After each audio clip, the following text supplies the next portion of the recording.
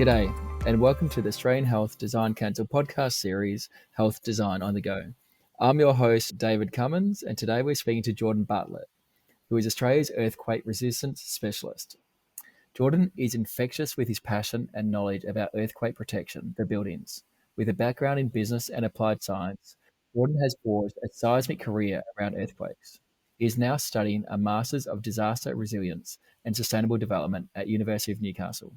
We welcome Jordan to speak to us today about earthquake protection of buildings and how best we can design, plan, and build more sustainable and resilient buildings. Welcome, Jordan. Thank you for your time to be here. G'day, Dave, and thank you. It's a very interesting career choice. How did you grow to become one of Australia's seismic specialists? Oh, dear. One day I was sitting in a room full of people designing massive hospitals and other facilities, and I watched the people who'd written the standard presenting. And I'd read all their presentations because I was a coordinator of the event. And I could see this look on people's faces of dismay and loss. And I'm like, this is simple, isn't it?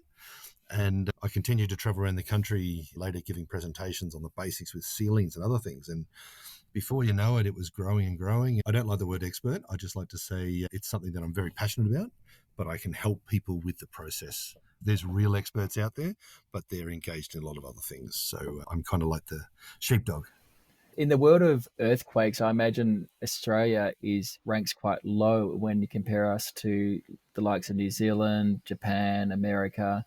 Or am I completely wrong when it comes to earthquakes in Australia? Are there more earthquakes in Australia than people are aware of? Okay, so apparently in the last presentation I was in with experts, 10% of the world's earthquakes are intraplate, where the other 90% are interplate on the edges. So if we take two pavlovas, we put them next to each other and rub them a bit, that's New Zealand. That's plate-to-plate boundary, a bit of uplift, a bit of different actions. In the middle of if you push those two together, the actual pavlovas will pop in the middle and crack. And that's what we see here in Australia. We've got a lot of stresses and we have faults we don't even know about because, well, to be honest, with the European settlers haven't been here long enough, but the indigenous cultures actually knew about earthquakes. They have a story about Newcastle that there's an angry kangaroo out on Nobby's Island. And when they get earthquakes, that was in their story, their storytelling. We don't know enough in our European history to be able to say what's happened, but we have measured a lot in the last 150 years, and we try to use that data. Newcastle is a very interesting one. Correct me if I'm wrong, that would be the site of one of Australia's worst earthquakes where there were fatalities. Is that correct? I will say yes. There was only 13. I say only. Had it been a work day, you would have had 300 to 500 people killed that day. So with the number of buildings that failed, it was 3 days after Christmas. It was a shutdown city, a steel city, besides the mining that was still going on that day. And people were really stressed. They thought it was a mining failure. There was a bus strike, so there wasn't many people in town. Reality is we dodged a massive bullet that day, and it would show up massively against all other disasters we've registered here in Australia. So how did that event change design, standards, buildability, guides? How, according to me, with my limited knowledge, that was one of the critical components in earthquake history in Australia where it really did make a change on a national and a local level. Is that correct? I will paraphrase from what I've learnt from others. Yes, we had it written into some of our standards, not AS 1170 Part 4 at the time, but AS 1170 Part 4 was created as a result. So by 93, committee had it published, but effectively they were rewriting it based on as much data as they could capture from around the world and looking at what they'd seen in Australia to create a workable but not destroying the construction industry in a sense of making it over the top. And it's been through multiple iterations since then. Then the year after that earthquake, there was a massive event in California which saw all these buildings that had been designed for earthquake. These ductile structures could actually move. They weren't pancaking from the bottom floor. They weren't soft story failing. But once you start designing something for the movement, well, now you've got to improve everything you fit into it. You allow a building to be ductile. The facades will disconnect and fall into the street, which has happened in Wellington, I think 2012. Once you start building in movement, you've got to allow for that movement with everything else. And that's where I got involved. Non-structural elements, Section 8. Yeah, interesting. And so in the world of healthcare and health design, I'm almost positive in that Newcastle earthquake, some of the healthcare was impacted as well, wasn't it? So what actually happened in that situation? I can't actually speak to that one because I haven't done enough research around that. I've seen the presentations. I've been to Newcastle for the last earthquake conference in 2019. there. They had a historical talk about it, but we didn't look at the medical facilities. If I talk about the 94 event in the US, their hospital, their building had been brilliantly performing as a structure, nearly no damage.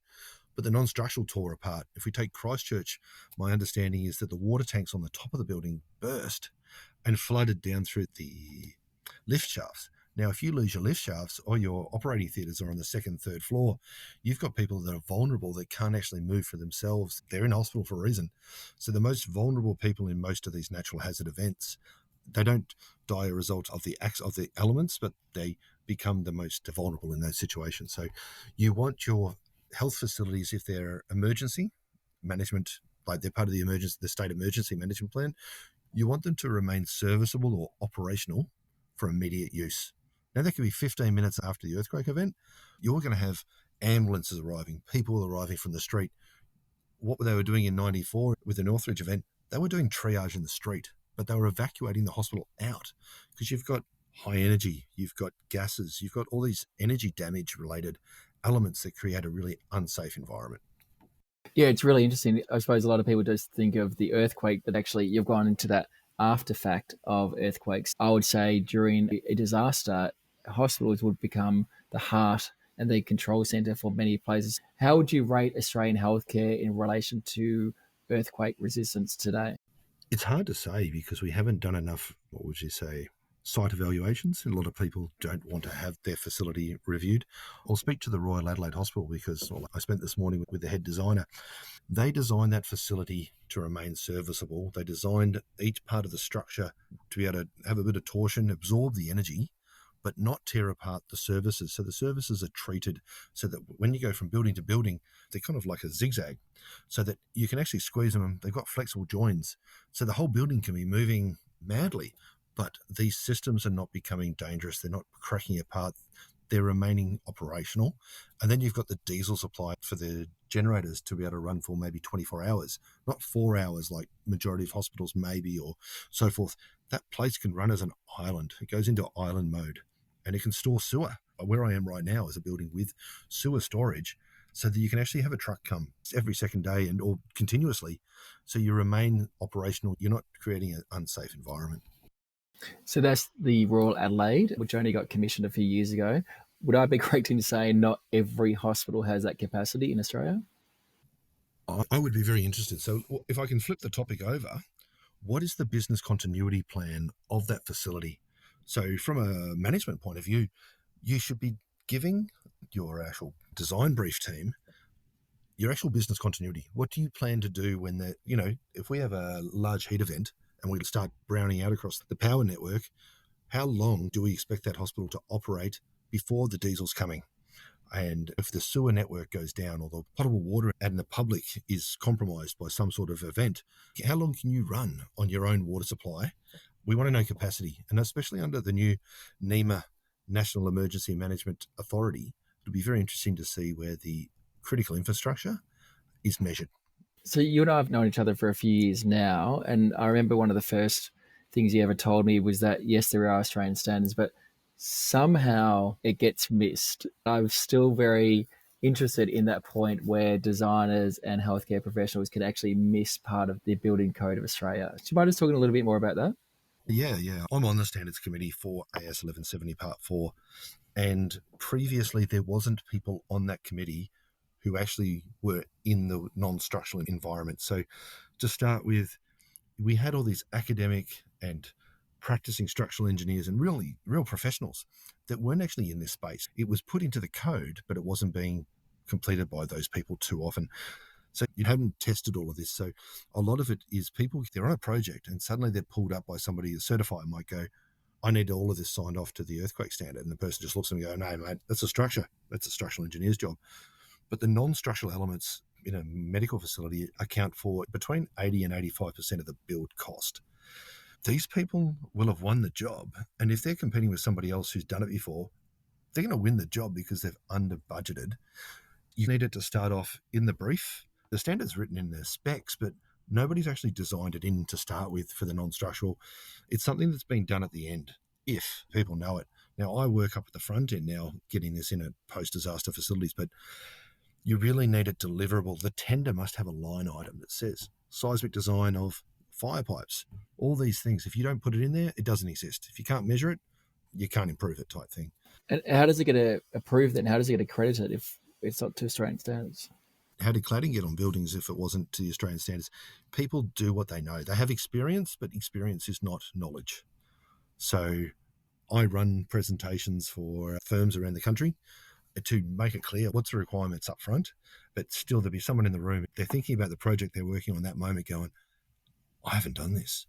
And people start to shut down because it becomes too hard. You have to make it really clear up front so that people can deliver it at the end. You need a bit of peer review because if someone doesn't check you've done your homework, you don't do it.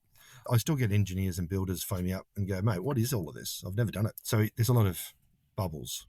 So just say I'm a architect or a builder and I've built this brand new hospital of 10 stories and I have not been compliant with Australian standards. How easy is it to retrofit and to protect a hospital to become compliant and earthquake resistant? Some of the best companies in this country will not deliver a project without doing it. And if I can be cheeky, some in Northern Territory were delivered with this done. And the certifier said in a meeting to me, oh, is that what all those braces were? I wonder what those were. So I can give credit to one of the tier ones, does it every time. But if you get to the end of your project, there's some challenges around certain elements around the walls will have been sheeted and so forth. But most of the building services, you can still get to those because they all need to be serviced. Safety and design, access to service and all that sort of stuff. Most of the time, you still can get access to a lot of stuff. You can protect the most important elements. Now, a generator, yep, it's on vibration mounts, but are those vibration mounts designed for lateral? Can you lift that thing up, put the right elements in there? You can retrofit, but if it's gone live as a warm environment, hot environment, that's challenging and slow. It's a big question, mate. Big question. And expensive, I imagine. Very. No, very. Especially if you've got a live environment, you can't take out the systems or so forth for a short time. So, in reference to other earthquakes in this zone, I think Wellington's had quite a few earthquakes. I'm pretty sure in that situation, a few buildings collapsed. Do you know much about the whole Wellington earthquake situation and the history there? Oh, that's a good one, actually. You've now thrown me off a little bit. But the Shaky Isles, a lot of Wellington is on soils that I believe are alluvial. So even though it's got a lot of action in the area, it doesn't have the greatest bases around there. So there's a lot more movement. There were 3 buildings that I know of that failed in one event. The structure moved too much, destroyed the entire interior. And so they rebuilt it and they had a $10 million rebuild, $20 million business continuity loss as a result of all the relocation. In the next event, the Kaikoura event, the buildings moved just as much again, damaged everything terribly, and they just decided to just destroy the 3 buildings. Because if the structure displaces too much, if it's not stiffened up enough, the interstory drift, everything's going to get torn apart. So, what should we as designers and builders and construction experts and health industry specialists, what should we do to try and protect not only ourselves, our community, our patients, but also noting that we will become a very central hub if a huge earthquake does hit anywhere in Australia? My dream run is that a company actually has a business continuity plan to start with, and they know how much it's going to cost them to be down for 12 hours, 2 days, whatever. You could be delivering dialysis, all these things. How long can the community go without that service? So once you've got your maximum allowable outage, you can then look at, okay, we want this facility to remain serviceable for immediate use, or we want to be able to re-establish ourselves somewhere else. We want to be clear about that so that the designers actually know what they need to do. The structural engineer will take the importance level of that building, they'll do a structural design. Then we want to know how much the building's designed to move in a 500-year event, and therefore do we need to design all the other elements that are going in there to allow for that movement. And then you look at the systems that build the capacity to run for because you've got a response time, you've got a recovery time, and then you're going back to business as usual. What times are reasonable and how much impact on your business financially, but also your clients and your obligations under any state or agreements. And surely, as you said earlier, early interaction, making sure it's part of the tender documentation, and no doubt to make seismic structure a priority and a KPI during tender and design documentation, because we've all sat around user groups and design groups, and I must admit it's been talked about very, very small amounts, and that's in a 17-year career. So I don't think there is enough communication and education about this topic. Yeah, it's 13 years since non-structural elements was mandated by the building code since 2010. And I'm still walking into facilities and finding gaps like crazy. And yeah, as you can tell, the builders either know about it, and people are going, is this a seismic job? And I'm like, every building's a seismic job. You should be doing this in every class 2 to 9 building. So let's protect society. But when you address this, you actually address multiple other failures across our systems. So, well, it is a seismic event. Let's do the best we can. Jordan, thank you so much for your time. I think anyone that's met you always walks away with some knowledge and inspiration. And certainly since I've met you in the last few years, I've made sure that it is a topic that we discuss from a builder point of view, from a hospital point of view, but also from a design point of view. So I think the more we get the word out there, the more protected we are. And I think also, especially for the fact that, as you said, we will become the heart when disaster strikes. So we have to make sure that we look after ourselves, our patients, and our community. So thank you so much for your passion in this field. I don't think I've ever met another seismic specialist. You are by far the most passionate I know, and we welcome you. And thank you so much for all your hard work and dedication to this field. Cheers, David. Thanks for your time. You have been listening to the Australian Health Design Council podcast series, Health Design on the Go. If you'd like to learn more about the AHDC, please connect with us on LinkedIn or our website. Thank you for listening.